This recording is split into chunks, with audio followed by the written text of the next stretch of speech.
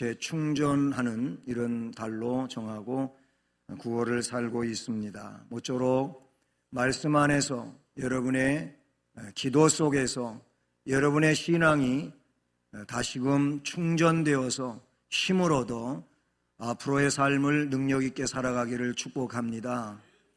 한 해를 시작하면서 1월에는 우리가 여러 가지로 한 해를 잘 살아보겠노라고 결심하지 않습니까?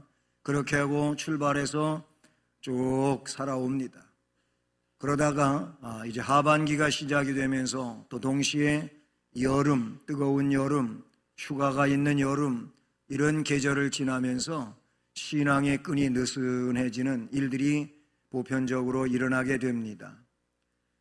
그러다가 보면은 신앙생활에 여러 가지 어려움이 있게 되고 또 바른 신앙으로 살아가는 데에는 문제들이 있습니다.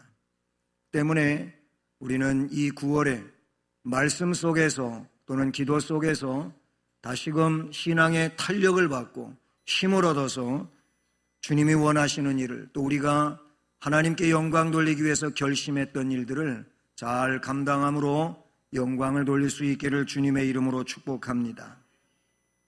사람은 누구나 연약하지요. 늘 연약한 것은 아니지요.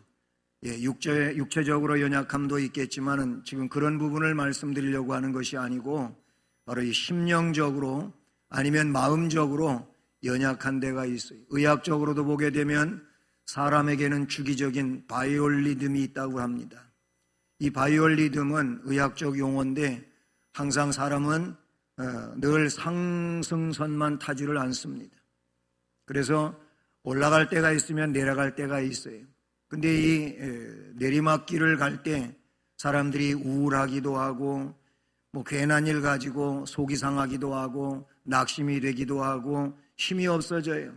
약해진다 그런 얘기. 근데 그때 조심해야 돼. 그때 자기를 잘 컨트롤해야 되는데 그런 힘마저 잃게 되면은 그것이 문제가 된다는 것이지요. 근데 특별히 우리가 육체적으로 바이올리듬에 대한 문제보다도 특별히 우리는 영적인 상황을 살아가는 자들 아니겠습니까? 우리는 하나님 백성으로 그리스도인으로 영으로 사는 자들이에요. 그래서 하나님을 영화롭게 하고 예수 그리스도 안에서 또는 성령의 역사 안에서 믿음으로 승리를 해야 되는데 그 영적인 문제도 항상 충만한 상태에만 있지를 않고 밑바닥으로 떨어질 때가 있어요. 그래서 기도 생활도 잘 못하고 아니면 말씀 중심의 삶이 거리가 멀고 교회에 나와서 주님의 일을 위하여 봉사하고 이웃 사람들과 더불어 성도의 교제 속에 친숙하게 말씀을 전하게 되고 이런 삶을 못 산다는 것이죠. 바로 그와 같은 때에 우리가 새롭게 힘을 얻을 수 있어야 되는데 그 힘을 얻을 수 있는 것은 바로 말씀이며 기도인 줄로 믿습니다. 힘차게 살다가도 힘을 잃어요.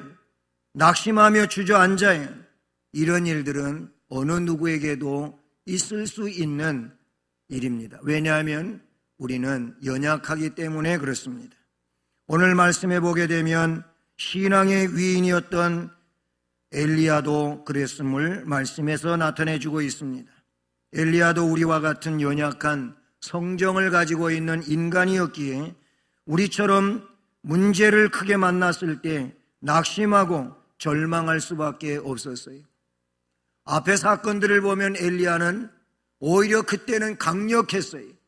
자기 혼자 같지만 강력했어요.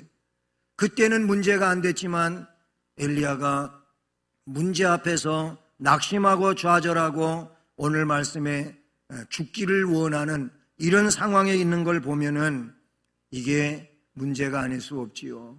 바로 이와 같은 때 우리는 말씀과 기도로 충전되어서 새롭게 되어지기를 주님의 이름으로 축복합니다. 바울 사도도 약한 모습이 있었습니다. 그는 그 자신이 고백하기를 자기의 육체에 가시가 있었다 그랬어요. 사탄의 가시라 그랬어요.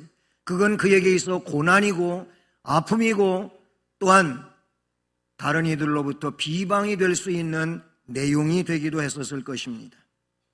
그래서 그 육체의 사탄의 가시가 자기에게서 사라지기를 위하여 하나님께 3번 간구했다고 하고 있습니다. 그런데 하나님이 그의 가시를 제거해 주시지를 않고 내 은혜가 내게 족하도다 라고 말씀을 해 주셨어요. 그냥 그대로 사는 것이 너한테는 좋은 일이다.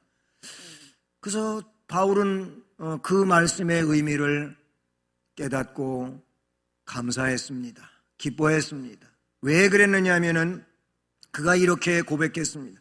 내가 약할 그때에 곧 강함이라 그랬어요. 그 약한 것 때문에 하나님을 더 의지하게 되고 그리고 엎드려 기도하게 되고 그렇게 의지하고 기도하는 가운데 하나님의 능력이 자기에게 머물러 있고 그래서 그 능력으로 사명을 감당하는 이런 삶을 살았기 때문인 줄로 믿습니다. 약할 때 하나님을 더욱 의지하더라 하는 것을 그는 신령상 깨닫고 유익으로 생각하게 된 줄로 믿습니다. 우리가 낙심천만한 가운데서 심기일전할 수 있는 것, 재충전될 수 있는 것, 이것은 하나님이 주시는 식물의 힘에 있다는 사실을 우리가 기억할 수 있기를 축복합니다. 오늘 본문에서 그 사실을 잘 나타내주고 있지요. 이 말씀으로 하나님의 큰 위로가 우리 안에 일어나기를 축복합니다. 요즘에 시대적 상황이라든지 우리의 모든 삶의 주변들을 보게 되면은 힘을 낼 만한 일보다는 자꾸 힘 빠지게 하는 일들이 점점 더 많아지고 있지 않습니까? 나라의 이런 정치적인 문제는 혼선의 혼선을 거듭해가고 있다 그런 얘기. 그래서 웬만한 일 같으면은 그냥 안 할 것도 같은데 지금은 별것도 아닌 일 가지고 전부 다 머리띠하고 피켓 들고 다 자기 주장들을 펼치는 이런 일이 됐어요. 또 제가 이런 얘기를 했다고 별것도 아닌 일 가지고 그러더라 그러면은 또 그런 데 대해 연루되어 있는 분들은 목사님이 함부로 이야기한다고 할 수 있겠지만은 어떻게 보면은 정말 중대한 일에 그렇게 해야 될 만한 일도 있지만은 그렇지 않은 거예요. 너무 이 님비 현상, 자기중심적, 그래서 이 장애인들을 위해서 아이들을 위하여 학교를 지어야 되는데 그 지역 주민이 거기에 학교가 세워져야 되는데 지역 주민이 못하게 하는 거예요. 우리 가정에 나에게 정말 그런 아이가 있다면 그 학교가 꼭 필요한데 우리 가정에 그런 아이가 없다고 우리 동네에는 그 학교 들어오면 안 된다는 거예요. 참 서글픈 일이에요. 그런 일로 난리가 났어요. 사드 문제로 난리가 났어요.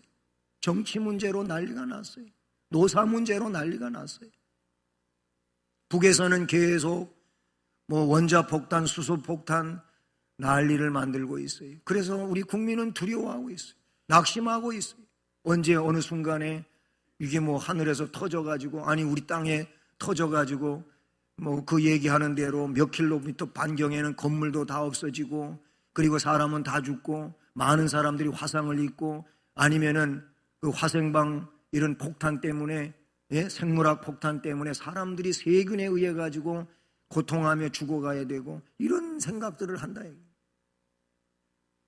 정말 힘을 잃고 좌절하고 낙심하고 그래서 한숨을 쉬어야 하는 이런 시국의 문제들은 우리 주변에 얼마든지 있습니다. 여러분, 하지만 하나님을 바라보시기를 바랍니다. 오늘 말씀해 보면 엘리야도 힘을 잃었어요. 이 엘리야는 원래는 강력한 선지자였어요. 그런데 오늘 말씀해 보니까 3절에서 그가 이 형편을 보고 일어나 자기의 생명을 위해 도망하여 이런 말이 나와요. 여기서 말하는 그가 이 형편을 보았다고 하는 것은 1절과 2절의 말씀의 내용을 두고 하는 얘기인데 지금 앞의 사건은 그겁니다. 엘리야 선지자가 하나님의 능력을 힘입어서 저 바알신 혹은 아세라 목상을 섬기는 신, 그 제사장들 적어도 850명과 참신이 여호와인지 바알신인지 아세라인지 가려내자고 해서 갈멜산에서 하나님 여호와가 참신이심을 드러냈어요.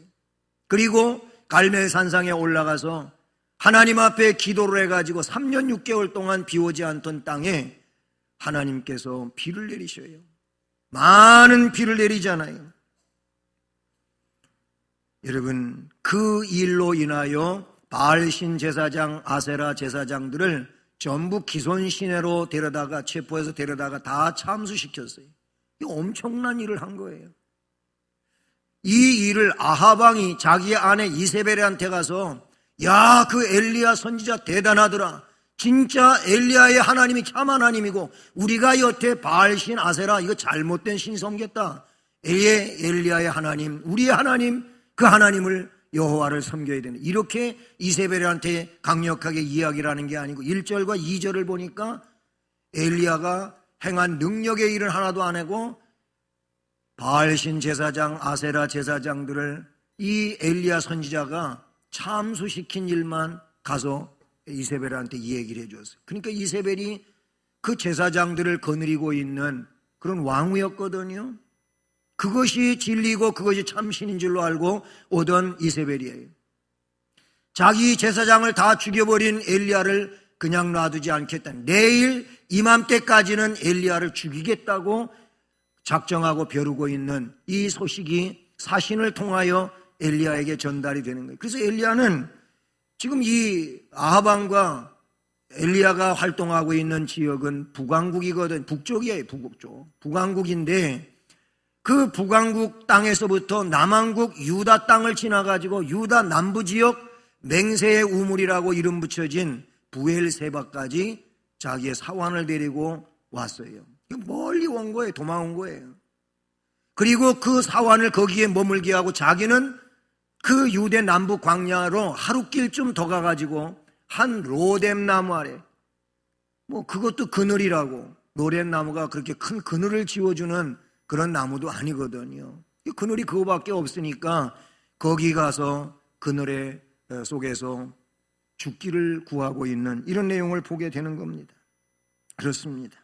갈멜산에서 하늘로부터 불을 내려 제물을 태웠던 엘리야요, 바알 선지자 또는 아세라 목상 제사장들, 이런 사람들을 기손 시내에서 모두 처형한 그런 사람이고, 극심한 가뭄으로 메마른 땅에 비가 내리게 하여 그래서 생명이 움돋게 하는 이런 일을 감당했던 엘리야요, 폭풍우를 뚫고 28km나 되는 거리를 아하방의 마차에 앞서가지고 인도하며 뛰어갔던 엘리야의 능력의 선지자였어요.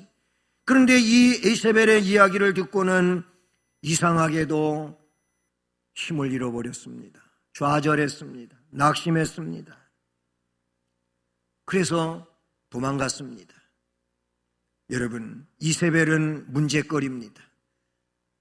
여러분, 이 엘리야 선지자에게도 이세벨이 문제였지만 오늘 우리에게도 영적인 의미에서 보게 되면은 우리를 힘 빠지게 만들고 우리의 믿음을 잃어버리게 만들고 우리를 낙심하고 좌절하고, 그래서 하나님에 대하여 원망하고 생을 포기하게 만드는 이런 이세벨이 오늘 우리 주변에도 있다는 사실이죠.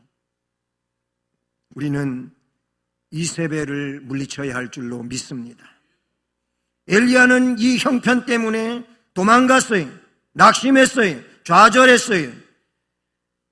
그래서 힘 빠진 방전된 사람이 돼가지고, 배터리에 전기가 하나도 없어 핸드폰에 불도 안 들어오는 그런 배터리와 같이 힘이 완전히 다 소진돼가지고 이렇게 주저앉는 자포자기하는 상황에 이르게 됐다, 그런 얘기죠. 그렇습니다. 이런 엘리야는 두 번째 내용에 보게 되면 죽기를 원한다는 겁니다. 죽기를. 사람이 견디다가 낙심돼가지고 견디다가 그래도 못 버티면 끝내 결정하는 게 죽으려고 하는 거예요. 어떤 분은 그래요. 죽을 그런 각오가 되어 있으면 그 마음 가지고 죽기를 다해서 살아보라고. 그러면 살 길이 열린다고 그러는데, 그런 상황에 이르게 되면 사람이 제정신이 안 되는가 봐요. 사랑하는 여러분, 그런데요, 하나님은 이런 사람을 찾아오십니다. 긍휼의 하나님, 사랑의 하나님, 그 하나님께서 엘리야를 찾아오신다, 그런 얘기예요. 봐요, 엘리야는 오늘 말씀 4절 말씀에 자기 자신은 광야로 들어가 하룻길쯤 가서 한 로뎀 나무 아래 앉아서 자기가 죽기를 원하여 이르되 여호와여 넉넉하오니 지금 내 생명을 거두시옵소서.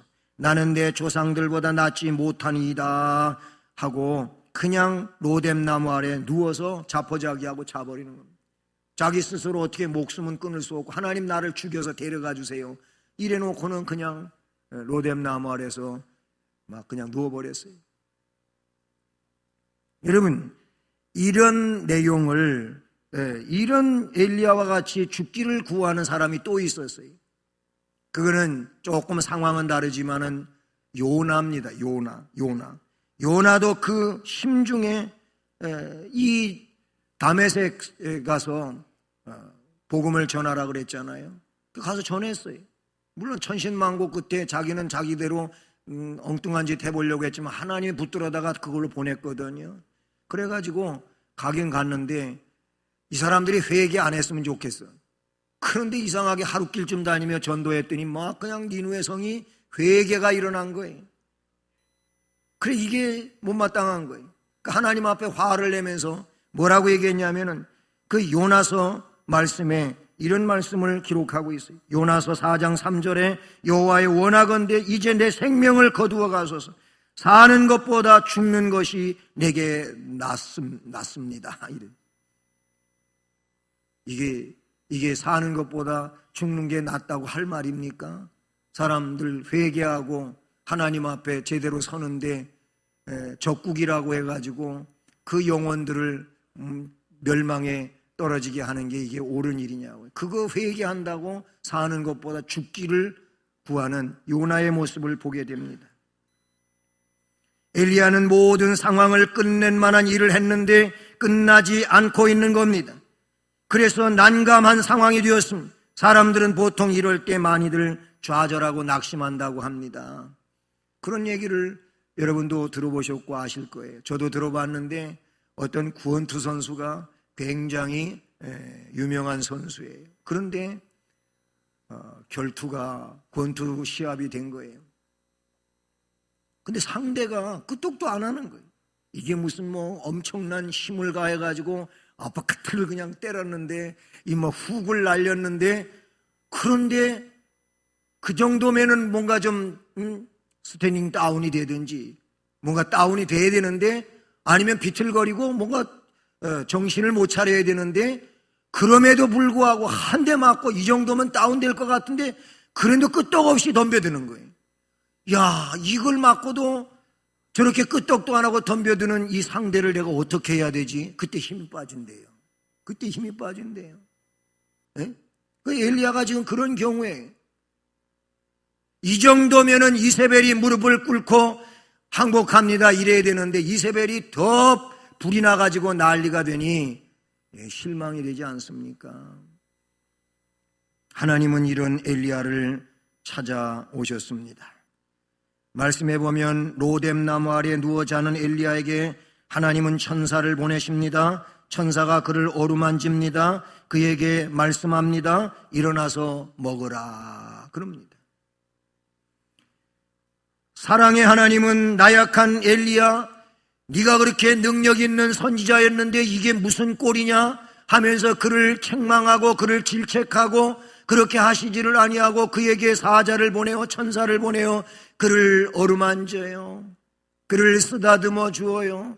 그러면서 그에게 질책이나 책망의 엉어를 말씀하시는 것이 아니고 일어나 먹으라 하고 위로를 하신다는 겁니다.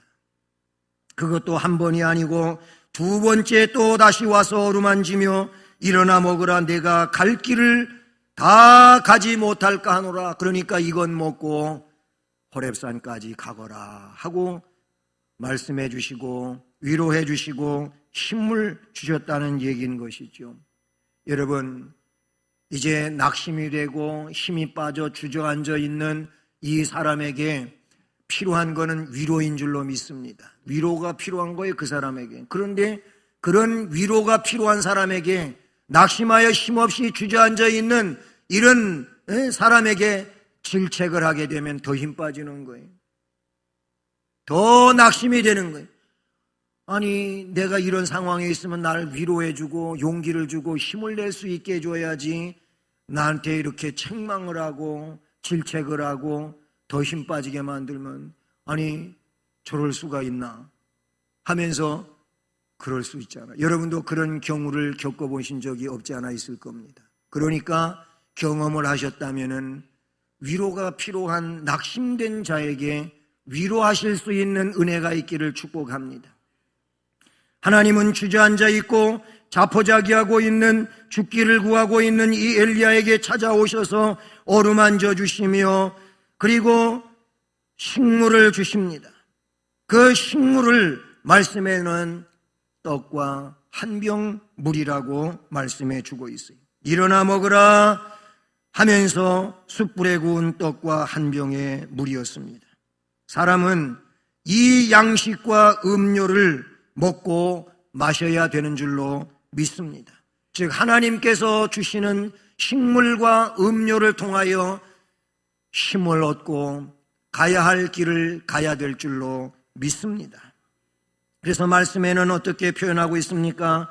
오늘 8절에 보니까 이에 일어나 먹고 마시고 그 음식물의 힘을 의지하여 40주 40야를 가서 하나님의 산 호렙에 이르니라. 아멘.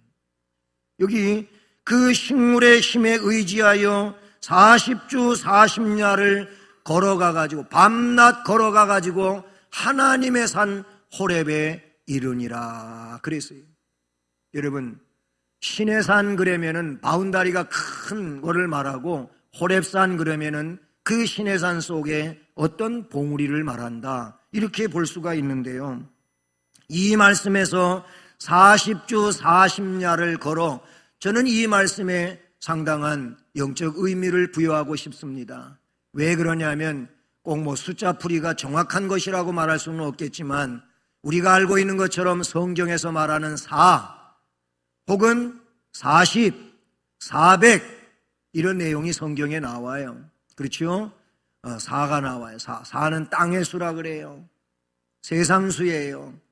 40, 예수님도 40일 금식 기도하신 일도 나오고, 이스라엘 백성들이 40년 동안 광야 생활했고요. 그리고 노아 홍수 때 40일 동안 홍수가 임했어요.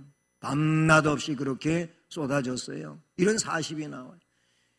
오늘 이 말씀에 40주 40야가 나오는데, 그것은 인생길이라고 말할 수가 있어요. 이 세상 광야와 같은 인생, 우리의 인생살이라고 말할 수 있어요. 우리가 인생살이를 오직 힘을 얻어서 넉넉히 걸어가서 하나님의 산에 이를 수 있는 비결은 뭐냐면, 하나님이 주시는 그 식물로, 그 음료로 힘을 얻어가지고 갈 수 있는 줄로 믿습니다. 그것은 곧 하나님의 말씀이며, 음료는 예수 그리스도의 보혈인 줄로 믿습니다. 예수 그리스도의 보혈이 우리를 새롭게 하고 그리고 영적으로 힘을 갖게 하는 줄로 믿습니다. 여호와의 사자가 이 엘리야를 찾아왔어요. 하나님이 보내서 찾아왔어요. 그에게 어루만짐이 있었어요. 그에게 떡을 먹게 했어요. 그리고 한 병의 물을 마시게 한 줄로 믿습니다. 물론 이것이 문자적으로 그가 먹을 수 있는 육체적 양식이요, 그리고 물일 수도 있을 것입니다. 어쨌든 중요한 것은 그것에 의하여 하나님의 산 호렙에 갔다는 겁니다. 그래서 그 이하의 말씀들을 보게 되면, 그 호렙산에 가서 어떤 굴에 들어가 있었는데 엘리야를 하나님이 찾아오셔서 말씀하십니다. 그때 엘리야에게 하나님은 이렇게 말합니다. 산 앞에 나가 굴 어귀에 서라고 합니다. 그리고 말씀 앞에서 기적을 베풀어 주십니다.